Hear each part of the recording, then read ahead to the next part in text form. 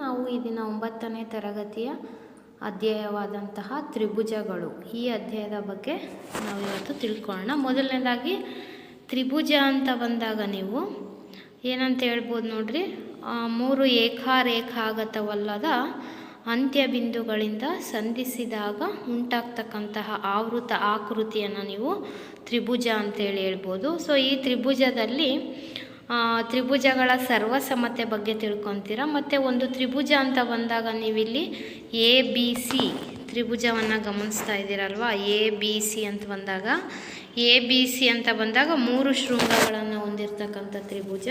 ಮತ್ತು ಬಾಹುಗಳು ಎಷ್ಟಿದೆ, ಬಾಹುಗಳು ಕೂಡ 3 AB BC ಮತ್ತು AC ಅಂತಕ್ಕಂಥದ್ದು. ಕೋನಗಳಂತ ಬಂದಾಗ ಅಲ್ಲೂ ಅಷ್ಟೇ ಕೋನ BAC, ಕೋನ ABC ಮತ್ತು ಕೋನ ACB ಅಂತ ಕೂಡ ನಾವಿಲ್ಲಿ ಹೇಳ್ಬೋದು. ಹಾಗಾದರೆ ತ್ರಿಭುಜ ಅಂತ ಬಂದಾಗ ತ್ರಿಭುಜ 3 ಬಾಹುಗಳು, 3 ಕೋನಗಳು, 3 ಶೃಂಗಗಳು, 9 ಅಂಶಗಳನ್ನು ಒಳಗೊಂಡಿರುತ್ತೆ. ಹಾಗಾದರೆ ಈ ತ್ರಿಭುಜಕ್ಕೆ ಸಂಬಂಧಿಸಿದಂತೆ ನಿಮಗೆ ತ್ರಿಭುಜಗಳ ಸರ್ವಸಮತೆ ಬಗ್ಗೆ ತಿಳ್ಕೊತೀರಾ. ಸೊ 3 ರೇಖೆಗಳಿಂದ ಆವೃತವಾದ ಆಕೃತಿ ನಮಗೆ ತ್ರಿಭುಜ ಅಂತ ಗೊತ್ತಿದೆ. ಹಾಗಾದರೆ ತ್ರಿಭುಜಗಳಲ್ಲಿ ನಾವು ಸರ್ವಸಮತೆ ಅಂತ ಹೇಳಬೇಕಂದಾಗ ಫಸ್ಟಿಗೆ ಆ ತ್ರಿಭುಜಗಳ ವಿಧಗಳನ್ನು ನಾವು ತಿಳ್ಕೊಳ್ಳೋಣ. ನೆಕ್ಸ್ಟು ಸರ್ವಸಮತೆಗೆ ಹೋಗೋಣ. ಈಗ ತ್ರಿಭುಜ ಅಂದರೆ ಅರ್ಥ ಆಯಿತು. ತ್ರಿಭುಜ ಒಳಗೊಂಡಿರ್ತಕ್ಕಂತಹ 3 ಅಂಶಗಳು. ಅದರಲ್ಲಿ ಬಾಹುಗಳಿಗೆ ಸಂಬಂಧಿಸಿದಂತೆ ತ್ರಿಭುಜದ ವಿಧಗಳು ಹೇಳೋದಾದರೆ 3 ರೀತಿ: ಅಸಮಬಾಹು ತ್ರಿಭುಜ, ಸಮಬಾಹು ತ್ರಿಭುಜ, ಸಮದ್ವಿಬಾಹು ತ್ರಿಭುಜ. ಅದೇ ರೀತಿ ಕೋನಗಳಿಗೆ ಸಂಬಂಧಿಸಿದಂತೆ ಹೇಳೋದಾದರೆ ಲಘು ಕೋನ ತ್ರಿಭುಜ, ಲಂಬ ಕೋನ ತ್ರಿಭುಜ ಮತ್ತು ವಿಶಾಲ ಕೋನ ತ್ರಿಭುಜ ಅಂಥೇಳಿ ಹೇಳ್ಬೋದು.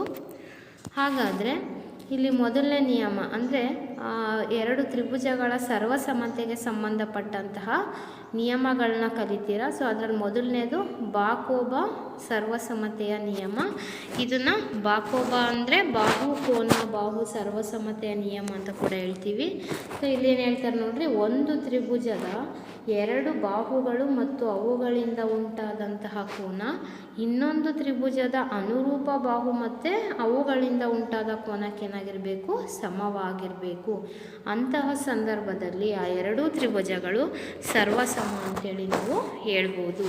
ಅಂದರೆ ಬಾಹು ಕೋನ ಬಾಹು ಸರ್ವಸಮತೆಯ ನಿಯಮ ಏನು ಹೇಳುತ್ತೆ, ಒಂದು ತ್ರಿಭುಜದ 2 ಬಾಹುಗಳು ಮತ್ತು ಅವುಗಳಿಂದ ಉಂಟಾದಂತಹ ಒಂದು ಕೋನ ಇನ್ನೊಂದು ತ್ರಿಭುಜದ ಅನುರೂಪ ಬಾಹುಗಳು ಮತ್ತು ಅವುಗಳಿಂದ ಉಂಟಾದ ಕೋನಕ್ಕೇನಾಗಿರಬೇಕು, ಸಮನಾಗಿರಬೇಕು. ಅಂಥ ಸಂದರ್ಭದಲ್ಲಿ ನಾವು ಆ 2 ತ್ರಿಭುಜಗಳು ಸರ್ವಸಮ ಅಂತೇಳಿ ಹೇಳ್ತೀವಿ. ಹಾಗಾದರೆ ಅದಕ್ಕೆ ಸಂಬಂಧಪಟ್ಟಂತಹ ಲೆಕ್ಕಗಳನ್ನ ನಾವು ಬಿಡಿಸೋದಾದರೆ ಇಲ್ಲಿ ಚಿತ್ರ ಕೊಟ್ಟಿದ್ದಾರೆ. ಚಿತ್ರದಲ್ಲಿ ನಾವು ಏನು ಕೊಟ್ಟಿದ್ದಾರೆ ಅಂದರೆ ನೋಡಿರಿ, OA ಅನ್ನೋದು OBಗೆ ಸಮ ಇದೆ ಮತ್ತು OD ಅನ್ನೋದು OCಗೆ ಸಮ ಇದೆ. 2 ತ್ರಿಭುಜ ಕಾಣುತ್ತೆ ನಿಮಗೆ. ಆ 2 ತ್ರಿಭುಜದಲ್ಲಿ ಮೊದಲನೇ ತ್ರಿಭುಜ AO ಅಂತಕ್ಕಂಥದ್ದು ಎರಡನೇ ತ್ರಿಭುಜದ OBಗೆ ಸಮ ಇದೆ. ಅದೇ ರೀತಿ ಮೊದಲನೇ ತ್ರಿಭುಜದ OD ಎರಡನೇ ತ್ರಿಭುಜದ OCಗೆ ಸಮ ಇದೆ. ಸೊ ಇದನ್ನು ಹೇಗೆ ಏನನ್ನು ತೋರಿಸ್ಬೇಕಿಲ್ಲಿ, ಹಾಗಾದರೆ 2 ತ್ರಿಭುಜಗಳು ಸರ್ವಸಮ. ನಾವು ಈಗ ತಾನೇ ಒಂದು ನಿಯಮ ತಿಳ್ಕೊಂಡ್ವಿ ಅಲ್ವಾ, ಸರ್ವಸಮತೆಯ ನಿಯಮ. ಅದನ್ನೇ ನಾವಿಲ್ಲಿ ಬಳಸ್ಬೋದು. ಹೇಗೆ ಅಂದರೆ ನೋಡ್ರಿ, ತ್ರಿಭುಜ AOD ಮತ್ತು ತ್ರಿಭುಜ BOCಗಳಲ್ಲಿ ಅವರೇ ಕೊಟ್ಟಿರೋ ದತ್ತಾಂಶ ಮೊದಲಿಗೆ ಬರೆಯೋಣ. ಮೊದಲನೇ ತ್ರಿಭುಜದ OA ಎರಡನೇ ತ್ರಿಭುಜದ OBಗೆ, ಅದೇ ರೀತಿ OD ಅನ್ನೋದು OCಗೆ. ಹಾಗಾದರೆ ಅವುಗಳಿಂದ ಉಂಟಾದ ಸಾಮಾನ್ಯ ಕೋನ ಯಾವುದು, O ಅಲ್ವಾ. ಸೊ ಹಾಗಾದರೆ AOD ಈಕ್ವಲ್ಸ್ BOC, ಯಾಕಂದರೆ ಇದು ಶೃಂಗಾಭಿಮುಖ ಕೋನಗಳು ಸಮ ಇರುತ್ತೆ. ಸೊ ಇದನ್ನು ಬಾಕೋಬ ಸರ್ವಸಮತೆಯ ನಿಯಮದ ಪ್ರಕಾರ ಈ 2 ತ್ರಿಭುಜಗಳು ಸರ್ವಸಮ ಅನ್ನೋದನ್ನು ನಾವು ತೋರಿಸಿದ್ದೀವಿ. ಈಗ ಎರಡನೇ ಪ್ರಶ್ನೆ, ಅದರಲ್ಲಿ ಏನು ಹೇಳ್ತಾರೆ, ಹಾಗಾದರೆ AD ಬಾಹು BCಗೆ ಸಮಾನಾಂತರ ಅನ್ನೋದನ್ನು ತೋರಿಸ್ರಿ. ಈಗಾಗಲೇ 2 ತ್ರಿಭುಜಗಳು ಸರ್ವಸಮ ಆಗಿರೋದ್ರಿಂದ ಇದರಲ್ಲಿ ಉಳಿದ ಭಾಗಗಳು ಕೂಡ ಸಮನಾಗಿರ್ತವೆ. ಸೊ ಅವು ಯಾವ ಅಂದರೆ ನೋಡ್ರಿ, OA ಅಂದರೆ A ಕೋನ, OAD ಅಂತಕ್ಕಂಥದ್ದು ಇಲ್ಲಿರ್ತಕ್ಕಂಥ OBCಗೆ ಸಮ ಅಂತ ಹೇಳ್ಬೋದು. ಸೊ ಇದರಿಂದ ಏನು ಹೇಳ್ಬೋದು, AD ಬಾಹು ಅನ್ನೋದು BCಗೆ ಸಂಬಂಧಿಸಿದಂತೆ ಒಂದು ಜೊತೆ ಪರ್ಯಾಯ ಕೋನ ಆಗಿರೋದ್ರಿಂದ ಪರ್ಯಾಯ ಕೋನಗಳು ಸಮ ಇದ್ದಾವೆ ಅದರ ಅರ್ಥ ಎ ಡಿ ಅನ್ನೋದು ಬಿ ಸಿಗೆ ಏನಾಗಿದೆ ಸಮಾನಾಂತರ ಆಗಿದೆ ಅನ್ನೋದನ್ನು ನಾವಿಲ್ಲಿ ಸಾಧಿಸ್ದಂಗಾಗಿದೆ. ಅದೇ ರೀತಿ ನಾವು ಎರಡನೇ ಲೆಕ್ಕಕ್ಕೆ ಹೋದರೆ ಎ ಬಿ ಅಂತಕ್ಕಂತಹ ಒಂದು ರೇಖಾಖಂಡ, ಅದನ್ನು ಎಲ್ ಅಂತಕ್ಕಂಥದ್ದು ಲಂಬಾರ್ಧಕ, ಆ ರೇಖಾ ಎ ಬಿ ಅಂತಕ್ಕಂಥ ರೇಖಾಖಂಡನ ಎಲ್ ಲಂಬಾರ್ಧಕ ಆಗಿ ಅದನ್ನು ಕತ್ತರಿಸ್ತಾ ಇದೆ ಅಂದ್ಕೊಳ್ರಿ, ಲಂಬ ಆಗಿದೆ ಆ ರೇಖೆಗೆ. ಸೊ ಪಿ ಅಂತಕ್ಕಂಥದ್ದು ಏನಾಗಿದೆ, ಪಿ ಬಿಂದು ಎಲ್ ಮೇಲೆ ಇದ್ದಾಗ, ಪಿ ಅಂತಕ್ಕಂಥದ್ದು ಒಂದು ಬಿಂದು ಎಲ್ ಮೇಲೆ ಇದ್ದಾಗ ಪಿ ಬಿಂದುವು ಎ ಮತ್ತು ಬಿಗಳಿಂದ ಸಮದೂರದಲ್ಲಿದೆ ಅಂತ ಅಂದ್ಕೊಳ್ರಿ, ಅಥವಾ ಸಮದೂರದಲ್ಲಿದೆ ಎಂದು ತೋರಿಸಿ ಅಂತ ಹೇಳ್ತಾ ಇದ್ದಾರೆ. ಸೊ ಆವಾಗ ನಾವೇನು ಮಾಡ್ಬೋದು, ಪಿಗೆ ಸೇರಿಸ್ಬಿಟ್ರೆ ಇದು ಒಂದು ತ್ರಿಭುಜದ ಥರ ಕಾಣುತ್ತೆ. ಸೊ ಅದನ್ನೇ ನಾವಿಲ್ಲಿ ಮಾಡ್ಕೊಂಡಿರ್ತಕ್ಕಂಥದ್ದು. ಇಲ್ಲಿ ನಾವೇನನ್ನು ಸಾಧಿಸಬೇಕು ಅನ್ನೋದನ್ನು ಹೇಳೋದಾದರೆ ಪಿ ಎ ಅನ್ನೋದು ಪಿ ಬಿ ಸಮದೂರದಲ್ಲಿದೆ ಅಂದರೆ ಪಿ ಎ ಎಷ್ಟಿರುತ್ತೋ ಪಿ ಬಿ ಅಷ್ಟಿರುತ್ತೆ ಅಂತ ನಾವು ಸಾಧಿಸಬೇಕು. ಸೊ ಹಾಗಾದರೆ ಎಲ್ ರೇಖೆ ಎ ಬಿಗೆ ಲಂಬವಾಗಿದೆ ಅಂತ ಹೇಳಿದ್ದಾರೆ, ಅದರ ಅರ್ಥ ಎ ಬಿಯ ಮಧ್ಯ ಬಿಂದುವನ್ನು ಸಿ ಅಂತ ನೀವು ತೊಗೊಬೋದು. ಇಲ್ಲಿ ಎರಡು ತ್ರಿಭುಜ ಸಿಗುತ್ತೆ ನಿಮಗೆ. ಮೊದಲನೇದು ಪಿ ಸಿ ಎ ಮತ್ತು ಪಿ ಸಿ ಬಿ ಅಂತ ತೊಗೊಂಡ್ರೆ ಇದರಲ್ಲಿ ಈ ಬಾಹುಗಳು ಸಮ ಇರ್ತಾವೆ ನೋಡ್ರಿ. ಎ ಸಿ ಅನ್ನೋದು ಬಿ ಸಿಗೆ ಸಮ ಇರುತ್ತೆ, ಯಾಕಂದರೆ ಸಿ ಮಧ್ಯ ಬಿಂದು. ಅಷ್ಟೇ ಅಲ್ಲದೆ ಆ ಸಿ ಕೋನ ಎರಡರಲ್ಲೂ 90 ಡಿಗ್ರಿ ಇರುತ್ತೆ, ಹೌದಲ್ವಾ. ಇದು ಲಂಬ ಆಗಿದೆ ರೇಖೆ ಎಲ್ಲ ಅಂದರೆ ಅದು 90 ಡಿಗ್ರಿ ಆಗಿರುತ್ತೆ. ಅಷ್ಟೇ ಅಲ್ಲದೆ ಪಿ ಸಿ ಅನ್ನೋದು ಎರಡಕ್ಕೂ ಸಾಮಾನ್ಯ ಬಾಹು ಆಗಿದೆ. ಸೊ ಇದರ ಅರ್ಥ ಏನು ಹೇಳ್ಬೋದು, ಇಲ್ಲೂ ಕೂಡ ಬಾಕೋಬಾ ಸಿದ್ಧಾಂತದ ಪ್ರಕಾರ ಈ ಎರಡು ತ್ರಿಭುಜಗಳು ಸರ್ವಸಮ, ಹಾಗಾದರೆ ಉಳಿದ ಭಾಗಗಳು ಕೂಡ ಸಮ ಇರಲೇಬೇಕು. ಯಾವುದಾದ್ರು ಪಿ ಎ ಅನ್ನೋದು ಪಿ ಬಿಗೆ ಸಮ ಇರಬೇಕು ಅನ್ನೋದನ್ನು ನಾವಿಲ್ಲಿ ಸಾಧಿಸ್ದಂಗಾಗಿದೆ. ನೆಕ್ಸ್ಟ್ ಸಿದ್ಧಾಂತ ಯಾವುದಂದರೆ ನೋಡ್ರಿ, ಕೋಬಾಕೋ ಸರ್ವಸಮತೆಯ ನಿಯಮ ಏನು ಹೇಳುತ್ತೆ. ಕೋಬಾಕೋ ಅಂತಂದರೆ ಒಂದು ತ್ರಿಭುಜದ ಎರಡು ಕೋನಗಳು ಮತ್ತು ಅವುಗಳ ಒಂದು ಸಾಮಾನ್ಯ ಬಾಹು ಇನ್ನೊಂದು ತ್ರಿಭುಜದ ಎರಡು ಕೋನಗಳು ಮತ್ತು ಸಾಮಾನ್ಯ ಬಾಹುಗಳಿಗೆ ಅನುರೂಪವಾಗಿ ಸಮವಾಗಿದ್ದಾಗ ಆ ಎರಡೂ ತ್ರಿಭುಜಗಳು ಸಮವಾಗಿರುತ್ತವೆ ಅನ್ನೋದನ್ನು ನಾವು ಕೋಬಾಕೋ ಸರ್ವಸಮತೆಯ ನಿಯಮ ಅಂತ ಹೇಳ್ಬೋದು. ಸೊ ಇದರ ಮೇಲೆ ನಾವು ಲೆಕ್ಕ ಬಿಡಿಸೋದಾದರೆ ಇಲ್ಲಿ ಎ ಬಿ ರೇಖಾಖಂಡವು ಇನ್ನೊಂದು ಎ ಬಿ ಅಂತಕ್ಕಂಥ ಒಂದು ರೇಖಾಖಂಡ ಇದೆ ಅಂತ ಹೇಳ್ತಾ ಇದ್ದಾರೆ. ಆ ರೇಖಾಖಂಡ ಸಿ ಡಿಗೆ ಏನಾಗಿದೆ ಸಮಾನಾಂತರ ಆಗಿದೆ ಅಂತ ಹೇಳ್ತಾ ಇದ್ದಾರೆ. ಅಷ್ಟೇ ಅಲ್ಲದೆ ಎ ಡಿಯ ಮಧ್ಯಬಿಂದು ಓ ಆಗಿದೆ ಅಂತ ತಗೊಂಡ್ರೆ, ಅಂದರೆ ಎ ಡಿ ಕರೆಕ್ಟಾಗಿ ಮಧ್ಯಭಾಗದಲ್ಲಿ ಇಲ್ಲಿ ಓ ಇದೆ ಅಂದ್ಕೊಂಡ್ರೆ ನಾವೇನನ್ನು ಸಾಧಿಸಬೇಕು, ತ್ರಿಭುಜ ಎ ಒ ಬಿ ಅನ್ನೋದು ತ್ರಿಭುಜ ಡಿ ಒ ಸಿಗೆ, ಅಂದರೆ ಎರಡು ತ್ರಿಭುಜ ಸರ್ವಸಮ. ಅಷ್ಟೇ ಅಲ್ಲದೆ ಈ ಬಿ ಸಿಯ ಮಧ್ಯಬಿಂದು ಕೂಡ ಓ ಆಗಿದೆ ಅನ್ನೋದನ್ನು ಸಾಧಿಸ್ರಿ ಅಂತ ಹೇಳಿದ್ದಾರೆ. ಸೊ ನಾವು ಹೇಗೆ ಮಾಡ್ಬೋದು, ಮೊದಲನೇದಾಗಿ ಎರಡು ತ್ರಿಭುಜ ಅವರೇ ಕೊಟ್ಟಿರ್ತಕ್ಕಂಥವನ್ನ ನಾನು ತೊಗೊಂಡಿದ್ದೀನಿ, ಎ ಒ ಬಿ ಮತ್ತು ಡಿ ಒ ಸಿ. ಇದರಲ್ಲಿ ಅವರೇ ಹೇಳಿರೋ ಪ್ರಕಾರ ಇಲ್ಲೇನು ಹೇಳ್ಬೋದು, ಎ ಒ ಅನ್ನೋದು ಓಡಿಗೆ ಸಮನಾಗಿದೆ ಅಂತ ದತ್ತದಿಂದ ತಗೊಂಡ್ಬಿಡ್ಬೋದು. ಅಷ್ಟೇ ಅಲ್ಲದೆ ಇಲ್ಲಿ ಬಿ ಕೋನ ಅಂತಕ್ಕಂಥದ್ದು ಸಿಗೆ ಏನಾಗಿದೆ ಸಮ ಇದೆ, ಯಾಕಂದರೆ ಪರ್ಯಾಯ ಕೋನಗಳು ಅಂತೇಳಿ ಹೇಳ್ಬೋದು. ಅಷ್ಟೇ ಅಲ್ಲದೆ ಓ ಅನ್ನೋದು ಓ ಕೋನಕ್ಕೆ ಸಮ ಇರುತ್ತೆ, ಶೃಂಗಾಭಿಮುಖ ಕೋನ. ಹಾಗಾದರೆ ಎರಡೂ ತ್ರಿಭುಜಗಳು ಪರಸ್ಪರ ಸರ್ವಸಮ ಅನ್ನೋದನ್ನು ನಾವು ಕೋನ ಬಾಹು ನಿಯಮದ ಪ್ರಕಾರ ಸರ್ವಸಮತೆಯ ಪ್ರಕಾರ ಹೇಳ್ಬೋದು. ಹಾಗಾದರೆ ಓ ಬಿ ಅನ್ನೋದು ಓ ಸಿಗೆ ಸಮ ಇರಲೇಬೇಕು, ಯಾಕಂದರೆ ಇವೆರಡು ಸರ್ವಸಮ ತ್ರಿಭುಜಗಳ ಉಳಿದ ಭಾಗಗಳು. ಹಾಗಾದರೆ ಬಿ ಸಿಯ ಮಧ್ಯಬಿಂದು ಓ ಆಗಿದೆ ಅನ್ನೋದನ್ನು ನಾವಿಲ್ಲಿ ಸಾಧಿಸ್ಬೋದು. ಅದೇ ರೀತಿ ನೆಕ್ಸ್ಟ್ ಬರೋಣ ನಾವು. ಇಲ್ಲಿ ಚತುರ್ಭುಜ ಕೊಟ್ಟಿದ್ದಾರೆ ಎ ಬಿ ಸಿ ಡಿ ಅಂತಕ್ಕಂಥದ್ದು. ಇದರಲ್ಲಿ ಎ ಸಿ ಬಾಹು ಎ ಡಿ ಬಾಹುಗೆ ಸಮನಾಗಿದೆ. ಅಷ್ಟೇ ಅಲ್ಲದೆ ಎ ಬಿ ಅಂತಕ್ಕಂಥದ್ದು ಏನಿದೆಯಲ್ಲ, ಎ ಬಿಯು ಕೋನ ಎ ಅನ್ನು ಏನು ಮಾಡ್ತಾ ಇದೆಯಂತೆ, ಅರ್ಧಿಸ್ತಾ ಇದೆ. ಆ ಎ ಬಿಯನ್ನು ಎಳೆದಾಗ ಎ ಬಿ ಅಂತಕ್ಕಂಥದ್ದು ಎ ಕೋನದ ಕೋನಾರ್ಧಕ ಆಗಿದೆ. ಹಾಗಾದರೆ ತ್ರಿಭುಜ ಎ ಬಿ ಸಿ ಮತ್ತು ತ್ರಿಭುಜ ಎ ಬಿ ಡಿ ಎರಡು ಸರ್ವಸಮ ಅಂತ ತೋರಿಸಿ ಆ ಬಿ ಸಿ ಅಂತಕ್ಕಂಥದ್ದು ಬಿ ಡಿಗೆ ಸಂಬಂಧಿಸಿದಂತೆ ನಾವೇನು ಹೇಳ್ಬೋದು ಅಂತೇಳಿ ಕೇಳ್ತಾ ಇದ್ದಾರೆ.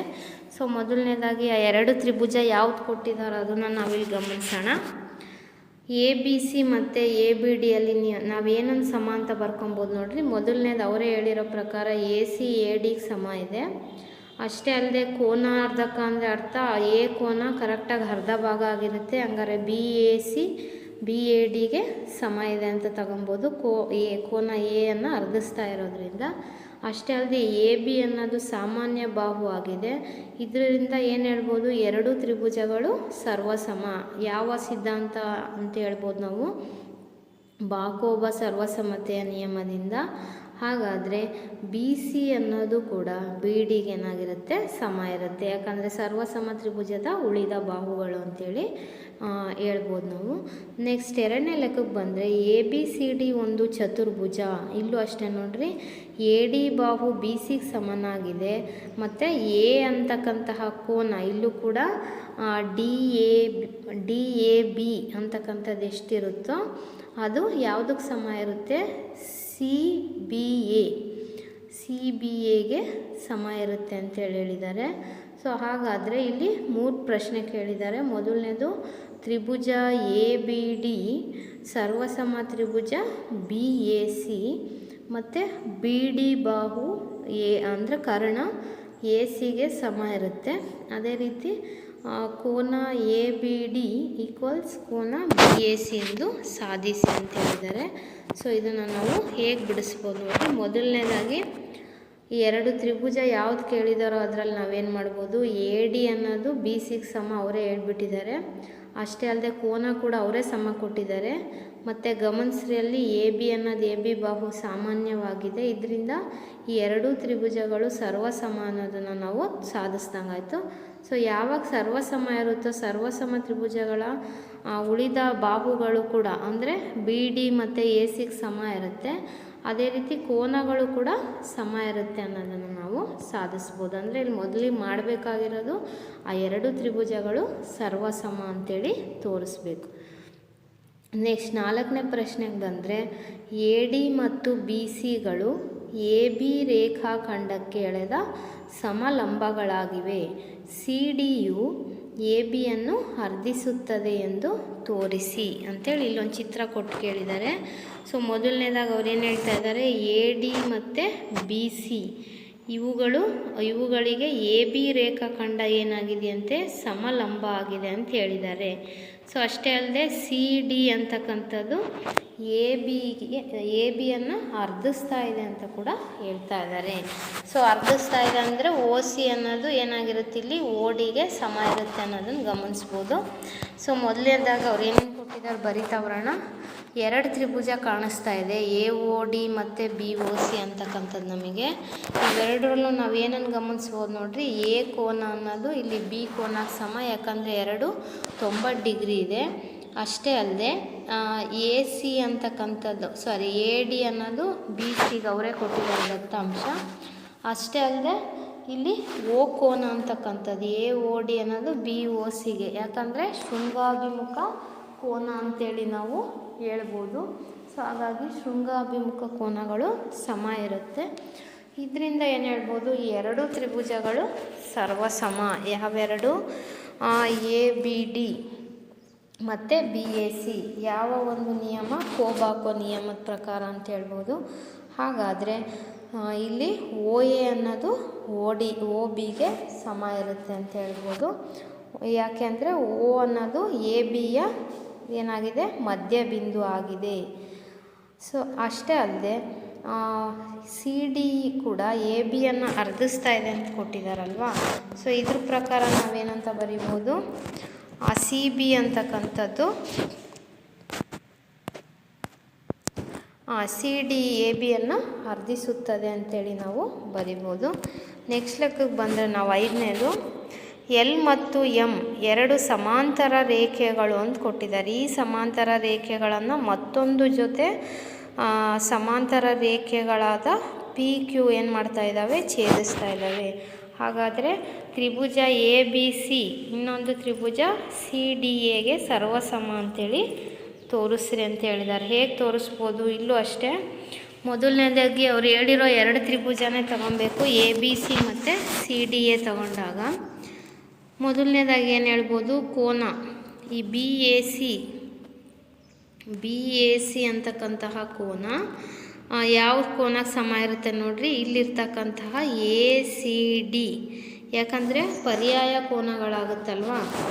ಅದೇ ರೀತಿ AC ಅನ್ನೋದೇನಾಗುತ್ತೆ, ಸಾಮಾನ್ಯ ಬಾಹು ಆಗುತ್ತೆ ಎರಡು ತ್ರಿಭುಜಗಳಿಗೆ.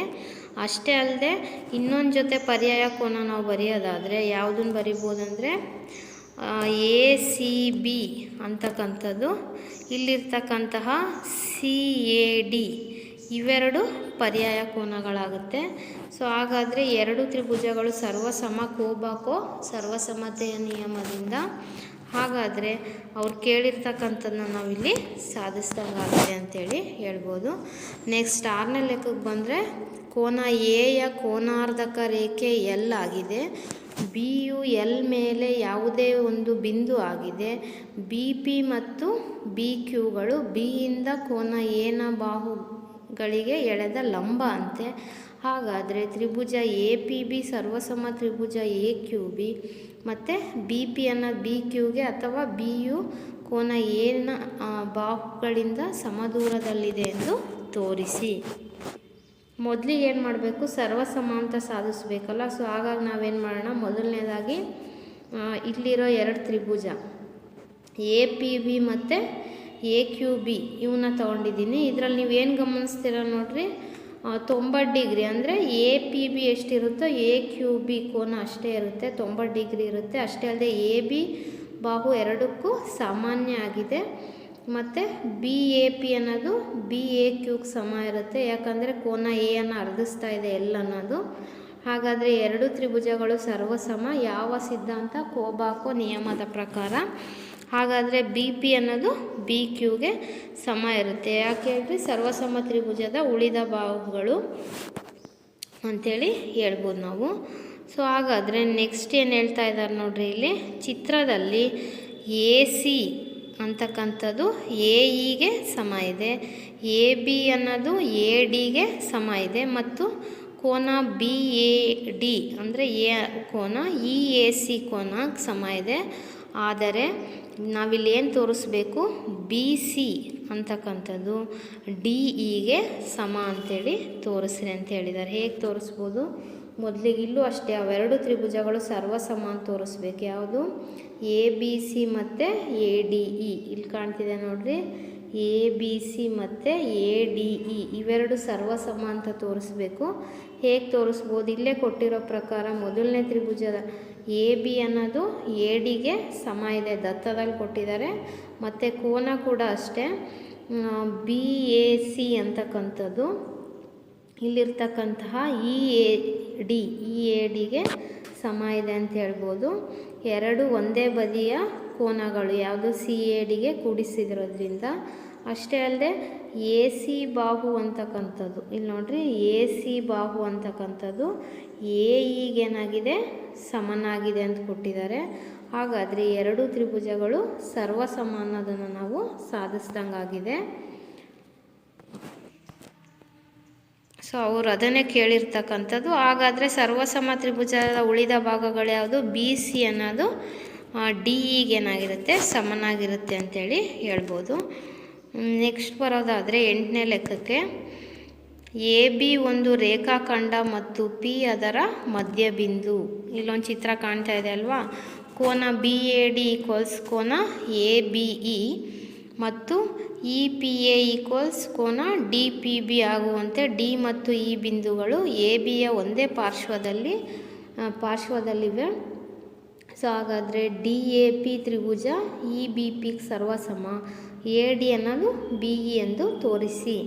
ಇಲ್ಲಿ ಏನು ಕೊಟ್ಟಿದ್ದಾರೆ, ತ್ರಿಭುಜ ಗಮನಿಸಿದರೆ ಅವ್ರು ಯಾವ ತ್ರಿಭುಜ ಕೇಳಿದ್ದಾರೆ, ಮೊದಲನೇದಾಗಿ DAP ಅಂದರೆ ನೋಡ್ರಿ ಈ ತ್ರಿಭುಜ ಬರುತ್ತೆ ನಮಗೆ.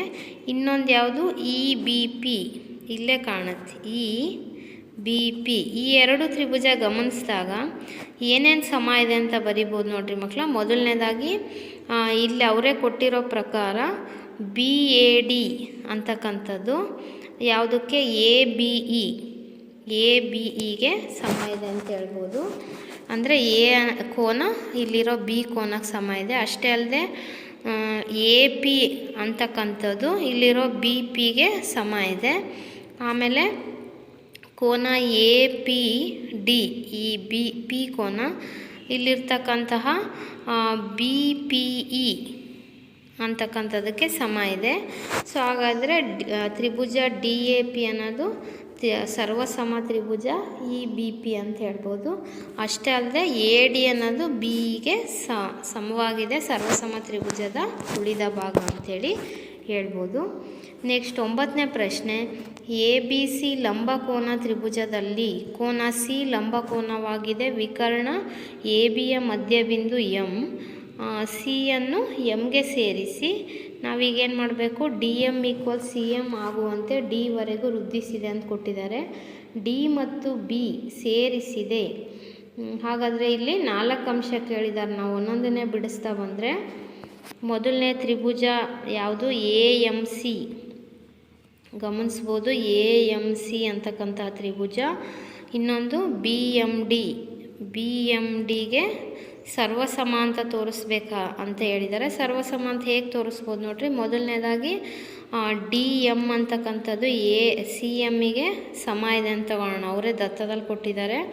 ಅದೇ ರೀತಿ ಎಮ್ ಅನ್ನೋದು ಇಲ್ಲಿರೋ ಎಮ್ ಅಂದರೆ A M C B M ಸಿಗೆ, ಯಾಕಂದರೆ ಶೃಂಗಾಭಿಮುಖ ಕೋನಗಳು. ಅಷ್ಟೇ ಅಲ್ಲದೆ ಬಿ ಎಮ್ ಅನ್ನೋದು ಎ ಎಮ್ಮಿಗೆ ಸಮ ಇದೆ ಅಂತ ತಗೊಬೋದು ದತ್ತದಿಂದ. ಹಾಗಾದರೆ 2 ತ್ರಿಭುಜಗಳು ಸರ್ವಸಮ.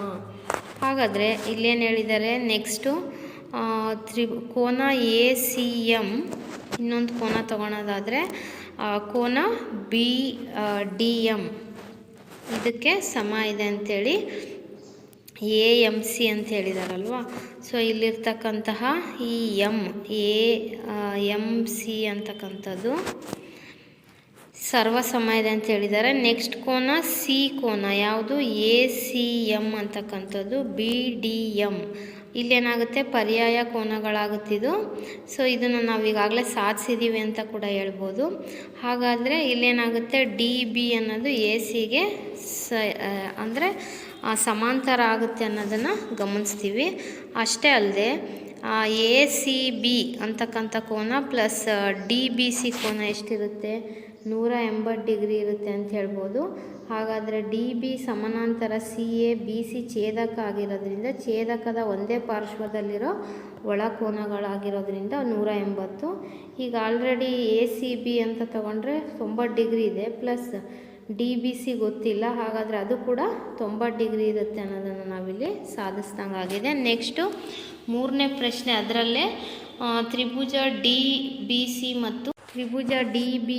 ಮತ್ತು ತ್ರಿಭುಜ ಎ ಸಿ ಬಿಗಳಲ್ಲಿ ಡಿ ಬಿ ಅನ್ನೋದು ಎ ಸಿಗೆ ಸಮ ಇದೆ ಅಂತ ನಾವು ಸಾಧಿಸಿದ್ದೀವಿ. ಅಷ್ಟೇ ಅಲ್ಲದೆ ಸಿ ಕೋನ ಮತ್ತು ಬಿ ಕೋನ 90 ಡಿಗ್ರಿ ಇದೆ ಅಂತ ಅವರೇ ದತ್ತದಲ್ಲಿ ಕೊಟ್ಟಿದ್ದಾರೆ. ಬಿ ಸಿ ಅನ್ನೋದು ಸಾಮಾನ್ಯ ಬಾಹು. ಹಾಗಾದರೆ ಅವೆರಡು ತ್ರಿಭುಜಗಳು ಸರ್ವಸಮ ಅನ್ನೋದನ್ನು ಸಾಧಿಸ್ದಂಗಾಗಿದೆ. ಹಾಗಾದರೆ ಸರ್ವಸಮ ತ್ರಿಭುಜದ ಉಳಿದ ಭಾಗಗಳು, ಹಾಗಾದರೆ ಸಿ ಡಿ ಅನ್ನೋದು ಎ ಬಿಗೆ ಸಮ ಇರುತ್ತೆ. ಆದರೆ ಡಿ ಎಮ್ ಅನ್ನೋದು ಸಿ ಎಮ್ ಮತ್ತು ಬಿ ಎಮ್ ಅನ್ನೋದು ಎ ಎಮ್ ಅಂತ ಅವರೇ ಕೊಟ್ಟಿದ್ದಾರೆ ದತ್ತದಿಂದ. ಇದರಿಂದ ಏನು ಹೇಳ್ಬೋದು, ಎಮ್ ಅನ್ನೋದು ಎ ಬಿ ಮತ್ತು ಸಿ ಡಿಗಳ ಮಧ್ಯಬಿಂದು. ಅದರರ್ಥ ಅರ್ಧ ಸಿ ಡಿಯನ್ನು ಅರ್ಧ ಎ ಬಿ ಅಂತ ಬರೆದ್ರೆ ಸಿ ಎಮ್ ಅನ್ನೋದು ಅರ್ಧ ಎ ಬಿ ಆಗುತ್ತೆ ಅನ್ನೋದನ್ನು ನಾವು ಗಮನಿಸ್ಬೋದು. ಸೊ ಹಾಗಾದರೆ ನಾವೀಗ ಮೊದಲನೇ ಒಂದು ಇದರಲ್ಲಿ ನಾವು ಇವತ್ತೇನು ತಿಳ್ಕೊಂಡಿದ್ದೀವಿ ಅಂತ ಹೇಳೋದಾದರೆ, ಈ ಒಂದು ಅವಧಿಯಲ್ಲಿ ತ್ರಿಭುಜಗಳ ಸರ್ವಸಮತೆಗೆ ಸಂಬಂಧಪಟ್ಟಂತಹ ಒಂದಷ್ಟು ಸರ್ವಸಮತೆಯ ನಿಯಮಗಳು, ಅದಕ್ಕೆ ಸಂಬಂಧಪಟ್ಟಂತಹ ಲೆಕ್ಕಗಳನ್ನ ಬಿಡಿಸ್ಕೊಂಡಿದ್ದೀವಿ. ಮುಂದಿನ ಅವಧಿಯಲ್ಲಿ ನಾವು ಇನ್ನಷ್ಟು ಲೆಕ್ಕಗಳನ್ನ ಬಿಡಿಸ್ಕೊಳ್ಳೋಣ ಅಂತ ಹೇಳ್ತಾ ಇವತ್ತಿನ ಈ ಅವಧಿಯನ್ನು ನಾನು ಇಲ್ಲಿ ಮುಕ್ತಾಯಗೊಳಿಸ್ತಾ ಇದ್ದೀನಿ. ಧನ್ಯವಾದಗಳು.